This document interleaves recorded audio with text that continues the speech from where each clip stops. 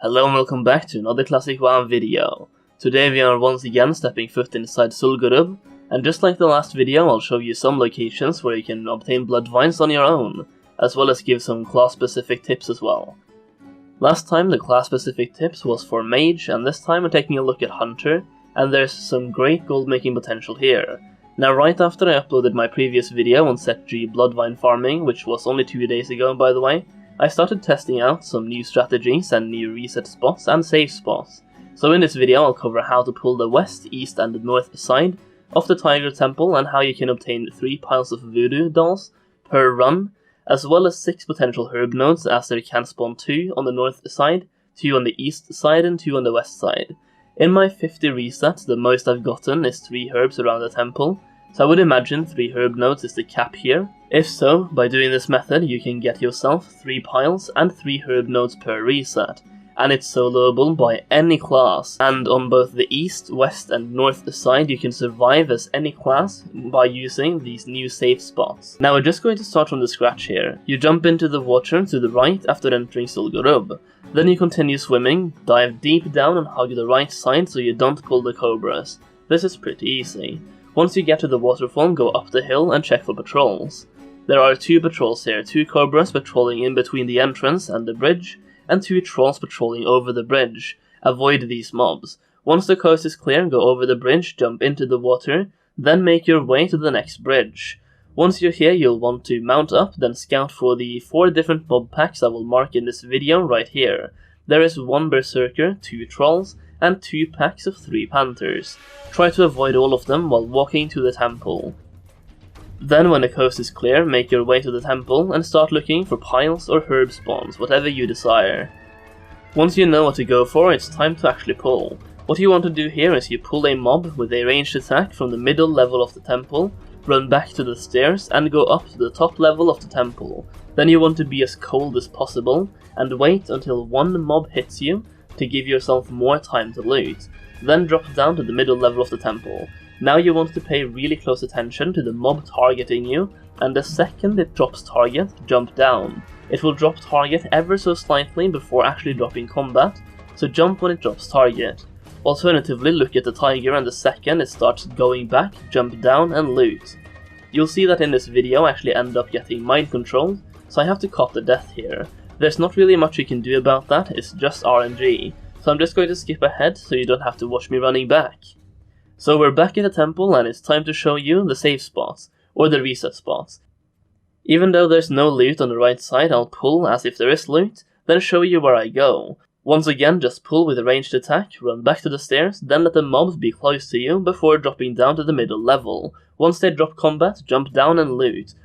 The literal second you finish looting, start going to the edge here, and jump up the corner and you should be safe. If you're still in combat, don't worry. Keep running on the border and jump when you get to the corner. I'll show you by pulling these tigers here to get in combat, then watch as they go up the ramp, but when you jump across the corner, they start evading and eventually they reset. This works on the other side as well, but it's a bit more tricky, and you actually have 2 options, which I'll show you now. For the left side you do the same again, and you'll see me utilizing Frost Trap here to slow the enemies down. This is absolutely not needed, but it's a fun trick hunters and mages have access to get the mobs more stacked before they start hitting you, as well as the Frost Trap still being active after they drop combat, so they're slowed a bit on their way back. I have actually been able to loot a voodoo pile and a herb in 1 pull by doing this, so it's just a fun trick. Once again you do the pull like normal by pulling with a ranged attack, going to the stairs, jumping onto the stairs, going up the stairs, and then waiting for the mobs to get close to you. Jump down, the mobs drop aggro, jump down again and loot. Then go up this hill on the right where you have 2 options. You can either jump on this stump to your right, where you can jump right back over to the safe spot in the middle, or you can jump on the branch onto the left where you can jump onto the ramp and walk around again just like we did on the other side. It's fairly simple once you get it down, but both jumping onto the stump and jumping onto the branch could be difficult in the beginning, but the good thing is you're actually safe on the hill, as long as you weren't in combat to begin with. You're far enough away from the mobs so you won't pull. And that's how every single class can loot both voodoo piles and herb nodes on both the western and eastern side of the temple without having to die. Now there are also herb spawns very close to the entrance for the temple, like this golden sandstorm you can see on my map. Obtaining these solo is a bit difficult, but I'll show you my method. This method might require some form of speed increase, as I'm barely able to loot it on my hunter with aspect of the cheetah, but I'm also able to do this on a mage with blink. Basically, you pull them like normal, but when you get to the top of the temple, you want to bring them north in between the 2 packs of panthers up there.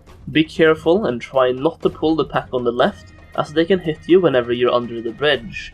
Pulling the panther on the right is no problem because he'll hit you once, and then he'll reset when you jump down. You can see I actually end up pulling the panthers on the left in this pull, and I still make it somehow, even though they hit me when I was under them, which I knew was going to happen. You'll see I still managed to get the herb, but it was very close. If I did the pull perfect, I would have had another second or 2, maybe enough to survive. Now there is one more spot that we haven't covered yet, which is the northern location. This one is a bit difficult, but basically it works just like the pull we just did. You pull the mobs from the middle level of the temple with a ranged attack, then run away. Once you get to the place where the panthers hit you from above, jump down and hug the wall to the left so you don't pull any extra mobs.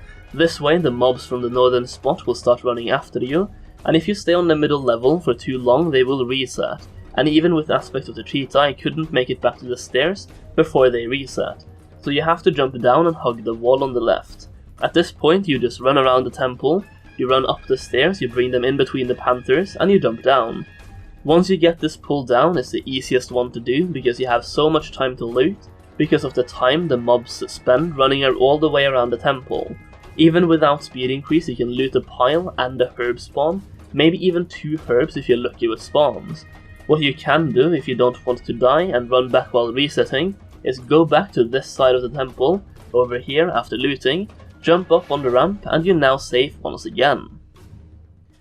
That's really it for the temple, so now it's time for the Hunter Specific part of this video. I'll only show a couple of locations, but it's pretty simple. Place your character in a safe location, summon your pet, use Eagle Eye to scout for herbs, and memorize exactly where they're located, then use Eye of the Beast, run into the mobs and pull them, then run far, far away. Ideally, you want a cat pet with the dash rank 3 ability, or a wind serpent with the dive ability so he can sprint away. The bonus of having a wind serpent is that you can pull from 20 yards away with lightning bolt, while with a cat you need to go into melee before running away. Run as far as you can, preferably until the Eye of Beast stops channeling, then loot the herb node, then mount up and go away. If you're in combat, you didn't run far enough away with your pet. In this case, just feign death to escape combat, mount up and start going to the next location. You can once again use Eagle Eye to scout the entire raid for herbs, then move to wherever the herb locations are. You can also use Eagle Eye to find out exactly where the herb is located so you can memorize it, which is very useful so you don't panic whenever you're under time pressure when the mobs are on their way back. There are several spawns around the entire raid, so just use Eagle Eye to locate them and you're good. Usually I just do the ones around the temple and around that area because you do have 5 resets at your disposal every hour, so might as well utilize them instead of just running around all the time. You usually have 2 to 3 herbs at the temple and 3 to 5 herbs right outside the temple, so if you're lucky that's 8 herbalism nodes very close to each other. You can see me going for 2 of them here, and if you pay extra attention when I'm running away with the pet, you can see 2 more a bit further down the road, again close to the temple, so 4 herbalism nodes outside the temple area. I actually did get a bloodvine from this herb right here, so that's pretty good. Seems to have a 20% drop chance from my experience, and as a hunter you can get 10 herb nodes every reset, quite easily as you have 6 to 8 herbs around the temple, and 1 to 2 at the beginning of the raid, as well as a couple more if you run around a little bit. As a hunter you have many tools in your toolkit that can come in quite handy for this farm, such as Eagle Eye and Eye of the Beast, which we've covered pretty well, but also Feign Death, which is just as useful as the other 2. Aspect of the Cheetah also helps to get to the herb and get away from the mobs faster. So there it is, my updated Bloodvine farming video for all classes, plus some hunter tricks. Bloodvine farming will be a pretty good gold farm, at least for a couple of weeks, maybe a month or 2 as well, depending on the supply and demand, but the fact that every class can do it means pretty much everyone has a decent gold farm to do now, and I wanted to show you how to do the temple pulls for each class, just so you know what to do and where the safe spots are. The funny thing is that you can actually duo farm Bloodvines as well by utilizing safe spot, at which case any class can obtain every single herb inside the raid just like hunters, but the downside is you have to split the Bloodvines in two if you decide to share them. Alternatively, you can go in as one herbalist and one miner and help each other. I might make a video on that in the future, but I would need to research more reset locations and safe spots first. I do hope you enjoyed this video though, and if you did enjoy it, please leave a like on it, as that really helps me out. Shout out to my patrons for sponsoring this video, you guys are absolute legends. That's it for now, thank you so much for watching, and I'll see you in the next video.